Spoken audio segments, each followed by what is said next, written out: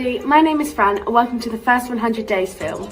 Here at Amazing Apprenticeships, we wanted to show you what it's like to be an apprentice in their first 100 days. We went around the country to film apprentices to ask them what advice they would give anyone who's about to start an apprenticeship or is looking to start an apprenticeship, what to do and not to do in their first 100 days. I was an apprentice here myself at Amazing Apprenticeships, and the advice I'd give anybody is to ask questions. I hope you enjoy this film. Start your apprenticeship, I would really advise that you look into where you're going to be working. Do as much research into where you are and give as much passion as you physically can to your interview. My advice for anyone starting out in their apprenticeship is to take things at your own pace. You're in control of you and there's always help out there. My advice would be never give up. Keep on pushing and keep on trying and you will get there. Success is only a moment away. Keep at it. Advice to an apprentice just starting out in their apprenticeship would be just to come into it with an open mind, to give it your all from the beginning, work with people, not against people, and try and enjoy it as much as you can. My advice to someone who's just started an apprenticeship would be to carry a notebook with them, so something that's really small that they can put in their pocket or in a bag or something, but you could make note of someone's phone number so you don't have to keep going on your phone to make a safe contact. Write down acronyms that stand for something that your company may need you to remember, passwords, because everyone loses their passwords, so just keep a little notebook of everything that you do in the first couple of months. And then never throw that notebook because there's always really good memories and little things that you need to keep up with in the future. Stay keen, stay positive and stay focused and ask loads of questions. My advice would be to be confident. Don't put yourself down, you're there for a reason. My advice to somebody starting an apprenticeship would be to prepare yourself for long days, prepare yourself for the work-college balance. So my advice for a new apprentice in the first 100 days is to listen and take in all the advice that you can possibly get. So if you have any tutors, have any instructors or any people that have been working in the job for a long time that you're getting into, sort of listen to them and take on board what they're saying and try and implement it. If there was any advice I could give to someone who's just starting their apprenticeship, it would be to be proactive about your learning. Don't be afraid to ask questions because you can only learn about your company if you understand what they do. And the second part is to research, to Google and just learn in your own time a little bit about business, what different terminology means, and just upskill yourself so you're ready to come to work and you know what you're doing. Thank you for watching the film. We really hope you enjoyed it.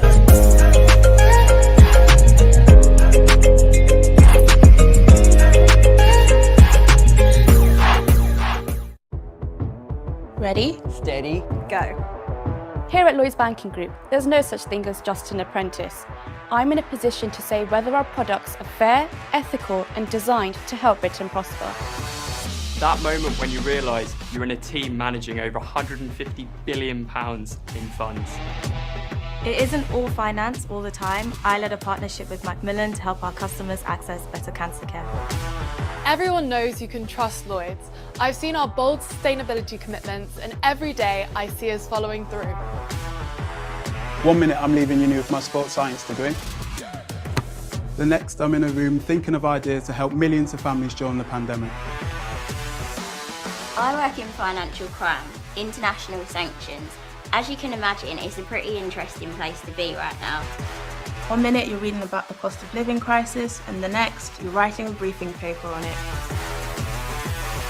Off the back of my dissertation on DevOps pipelines, I went into an engineering role and now I'm rolling it out company-wide. We all got million subscriptions nowadays, so my team built a tool that helps 18 million customers manage them in our app. When it's not developing with React or Redux, it's gaming with the other grads or the odd night out.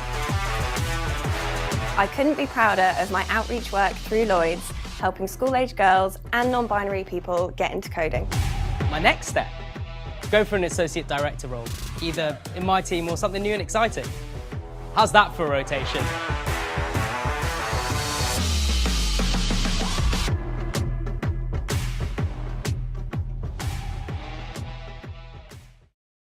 Hi everyone, and welcome to Lloyds Careers Live in National Apprenticeship Week 2023.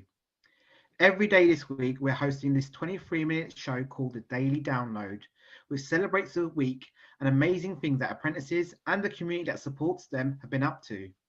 I'm Damon, and my role in Lloyds Banking Group when I'm not live streaming on YouTube is the Communication and Colleague Engagement Manager. And introducing myself, I'm Amy, and my role in Lloyds Banking Group when I'm not hosting Careers Live events is a DevOps engineer. If you're a fan of Lloyds Careers Live, then you'll have met Damon and myself before. And in National Apprenticeship Week 2023, we've decided to create the Daily Download. With only 23 minutes, we have a lot of content to pack in. National Apprenticeship Week is celebrated across England, Wales, and Northern Ireland. It celebrates the work of hundreds of thousands of apprentices. Coming up this evening, first of all, Amy will take us around the country, picking up all the highlights and stories from day one of National Apprenticeship Week. Then the first of our field reports, and we'll be hearing from our colleague Ian, who has been braving the frost to send us his video report from an event at Bradley Stoke Community School outside Bristol. We'll then meet Junior Saunders. Junior spends all his time in schools helping students understand how apprenticeships work. There are a lot of myths out there surrounding apprenticeships, and we've asked Junior to do a bit of myth busting for us. Lots of you studying for GCSEs at the moment will know what subjects you're studying, but maybe not so much about what you can do as a job with the subjects you love.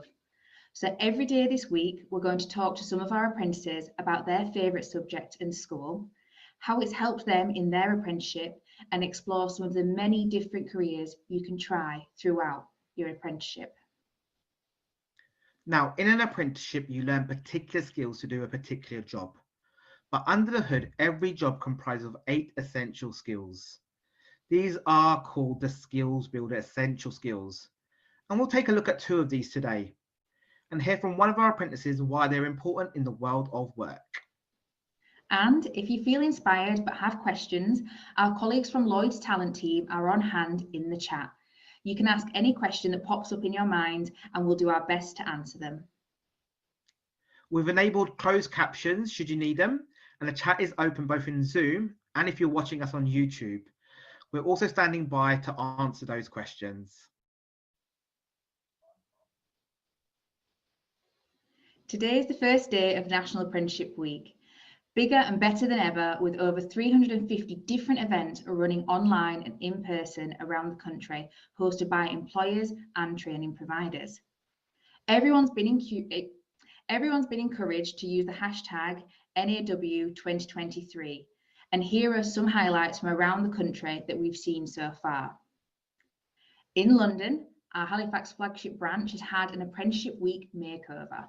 One of our award-winning apprentices, Eamon, appears in a larger-than-life digital format on the outside of the branch to tell people her story. And upstairs, the digital halo has had a blue makeover to tell everyone it's National Apprenticeship Week. Applying for an apprenticeship is very different to applying to university. And tomorrow at 3:30 p.m, IBM are putting on a workshop to explain how to apply for an apprenticeship and prepare for the recruitment process.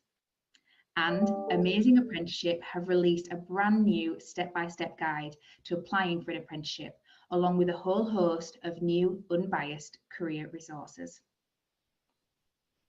Now, for the first of our field reports, it was a cold, frosty morning when we sent our colleague Ian over to a business breakfast at Bradley Stoke Community School outside Bristol. Different businesses had gathered to hear about students, about how building character strengths, as well as studying hard for exams, creates a winning formula with employers. Here's Ian now.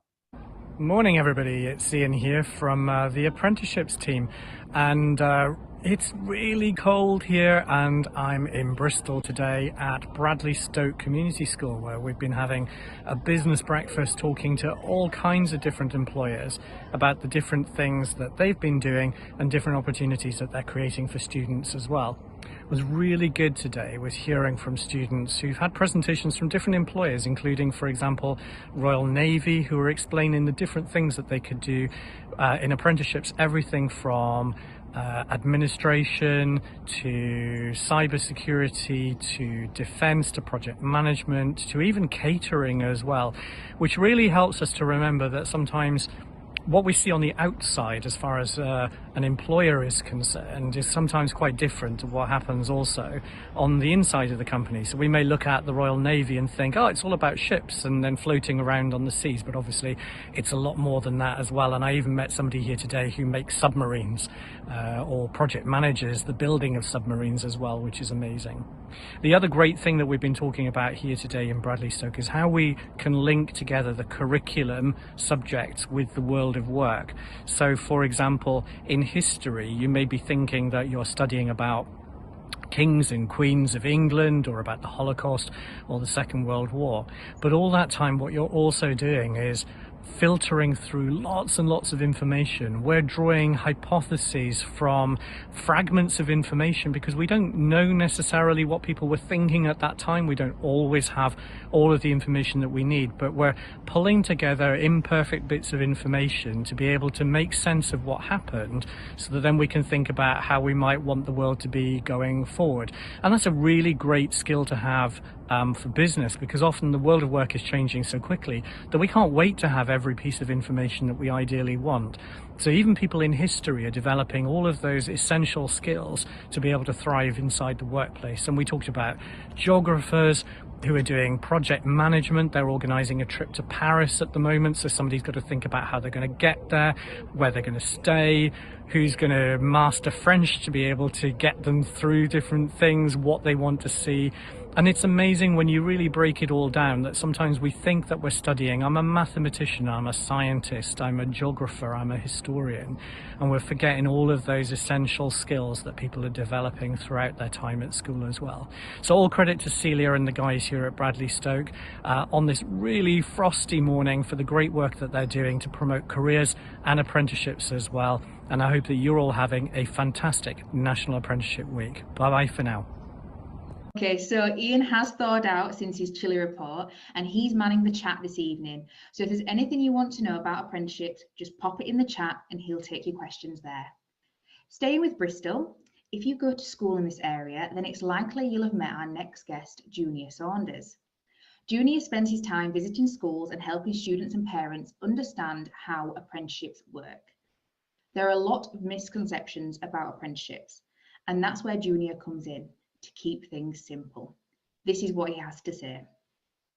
Happy National Apprenticeship Week 2023. If you've never seen or heard me before, my name is Junior Saunders and I absolutely love everything to do with apprenticeship, information, advice and guidance. And I'm here today really to explain to you a few myth busters, so a few information that might be out there that actually isn't true. And based on my knowledge and experience, it's about bringing certain things to light and actually clarifying some misconceptions all around the world of apprenticeships. So I have some questions here. I will go through them and hopefully this will make sense to everybody watching this video. So, myth busting question number 1. Apprenticeships are for people who couldn't get into university. This is absolutely incorrect. Apprenticeships, very sadly, have been seen as a secondary choice for the past 100 or so years. So that's a very, very long time, but they're absolutely not. Apprenticeships, in my own personal view, are a different journey to the same destination. Let's say, for instance, I'm gonna meet you in your town, wherever you are, or your city, wherever you are in the UK currently at the moment. Now, I'm gonna get the bus into town, and I come from a certain area within the city or the town where we both live. The way that I travel there is gonna be one way. Then, for instance, you live in a different part of the same area, but you get a lift there from your parents or carers, or in fact your partner, and you arrive to that place and we both meet each other. Now, just because we come from different places doesn't mean we don't end up at the same place. So when we're looking at university, we're looking at sixth form, we're looking at college, and in fact, we're looking at an apprenticeship, we need to understand that it's a different journey to the same destination, i.e. getting that recognized qualification, i.e. getting that experience, and actually, in some instances, because you've got that experience of 1 to 6 years, you're actually more viable to the workplace than somebody 100% of the time that's been in university. And the actual catch-22 of this situation is many people tend to go to university, get their qualification, then understand that an apprenticeship is really, really valuable. And then from that point, they then go and apply to actually go on to an apprenticeship, having been to university. But I'm here to say to you, you don't need to do that. You need to really understand that there is value in an apprenticeship, and that an apprenticeship is a different journey to the same destination. So when you're at school, you've probably got subjects that you really like, and then subjects that you might not be so keen on. And you may be wondering, well, what can I actually do with these subjects anyway? Well, of course, when it comes to careers, there's always more than one way, as many of us working for Lloyds know well. We've asked our friends at Amazing Apprenticeships to tell us some of the different things you can do with your favourite subject. And we then asked our apprentices how what they liked studying at school has helped them in their career. Up first is DJ Layton. DJ works as an executive assistant to one of our directors at Lloyds Banking Group. DJ in his biographies tells us that he went to one of the worst schools in South England, which is quite a claim. DJ's breakthrough subject was business studies. So let's take a look at where business studies can take you and DJ's story.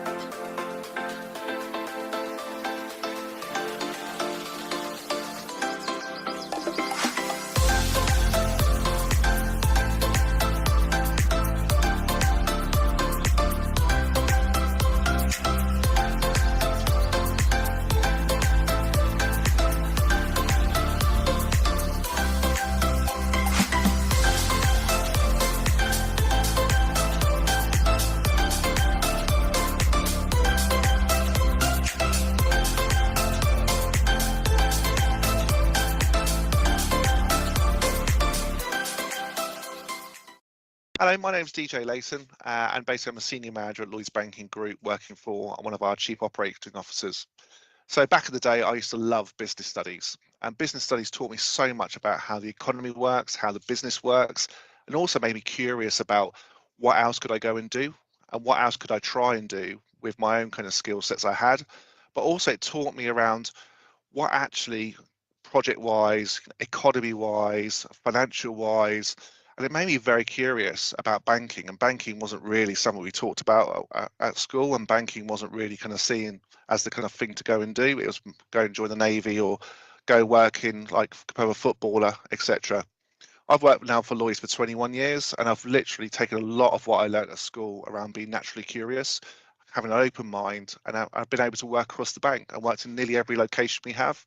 So I would definitely say to you that my business studies GCSE gave me a real grounding in my career, and also taught me just to be a little bit more open-minded around what I could do, and basically challenge myself to try that kind of different dynamic, that different skill set, work across different multiple industries. Now I've had about 8 or 9 careers in the bank, working in our audit function, risk function, and in our operations function, and now working in our head office in the city, where I never thought I'd end up.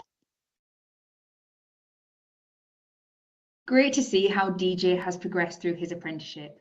As an apprentice, you're likely to learn some great technical skills and knowledge, but alongside those skills are something called essential skills. Today's skills are listening and speaking, and here's Missy Ann to tell us all about them, and our colleague Shan to tell you how she uses these skills in her particular job. Hello everyone, my name's Missy Ann from Lloyds. Hope you're all having a great National Apprenticeship Week so far. When you're looking at the things that you could be doing when you leave school, you'll want to be thinking about both the skills and the qualifications employers are looking for. When we talk about skills, there are things like maths, English and digital, which we call functional skills. Now, we need these to help us learn other subjects. Then there's knowledge and technical skills, which we are often studying at school and on an apprenticeship. In between are these essential skills. They help us navigate the world and thrive in the workplace. And each day this week, we're going to explore these skills builder essential skills. Today, we're going to be looking at communication skills. So in the skills builder framework, the two skills we're working with are listening and speaking. Listening is all about being able to effectively take on board information, whether it comes from a teacher, a peer, or a boss, or someone else. When we are first starting out, the skill is about being able to listen, remember short instructions, understanding why someone is telling us something, and recording important information. As you get older, you start to prepare for moving into the world of work, and that's when what's expected is a little bit more. When you get better at listening, employers will be looking for you to demonstrate your listening skills effectively. So this includes your body language, as well as summarising and playing back what you've heard. And as you get even more skilled with listening, the focus is on being aware of how people's tone and language can be used to influence, and critical listening, which involves comparing different people's perspectives, detecting bias, and being objective in what you hear. Our second skill today is speaking, which is all about how we communicate with others and being mindful of how we speak to people. How we speak to people may change if they are a friend or a customer or someone that we work for. When we're first starting out, this skill is all about being able to speak clearly. First of all, with the small groups, maybe people we don't know so well. As you get older and get ready for work, more is of course expected. When you get better at speaking, employers will be looking for you to be able to make points logically. Consider what listeners already know and use tone of voice and body language to match what you want to convey. And as you get even more skills into speaking, the focus is on us being able to use facts, visual aids, and being able to adapt to the reactions of those who are listening to you. Being aware not just of what you're saying, but also how you're saying it. Here at Lloyds Banking Group, we use speaking and listening skills every day. And here's my colleague to tell us why it's important to use them. Hi, my name is Sian Brooks and my role within the bank is a real-time planning manager. I lead a team of 14 real-time analysts that are responsible for making sure our colleagues are in the right place at the right time, doing the right thing in order to service our customers. Some of the skills that I use within that role. So I use listening and speaking within my role as it helps me to use information to suggest improvements to the way things are done, and I'm able to talk about that with my team and stakeholders. I use leadership and teamwork in my role, both of which are very important. This ensures that my team know what's expected of them and how we support each other, because collectively we're all responsible for supporting customers when they need us, and I can only do that with the team I've got around me. I also use problem solving in my role, as customer behaviour and volatility in the financial market have an impact on how customers are interacting with us at the moment. So we need to be able to adapt to the fast-paced change in the environment that we're working in. A piece of advice that I would give my younger self would be to get involved with a martial art sooner than I did. I think it teaches you fantastic life skills such as compassion, discipline, focus, confidence and leadership, amongst good social skills. If you're curious to know more, then using your favorite search engine, type in Skills Builder Home Zone, and you'll find a quiz that will help you score yourself right now on all 8 skills. And you can get customized support and guidance to develop those skills. And those essential skills also come in really handy when it's time to apply for jobs or go off to interview for jobs. Amy, the clock is counting down, and before we go, here's a quick reminder of what's coming up tomorrow. We'll be back at 5 p.m. and we'll be visiting Basilisk School in Newport. We'll be hearing about Sam and how he's used his love of PE and sports at school to further his career with Lloyds.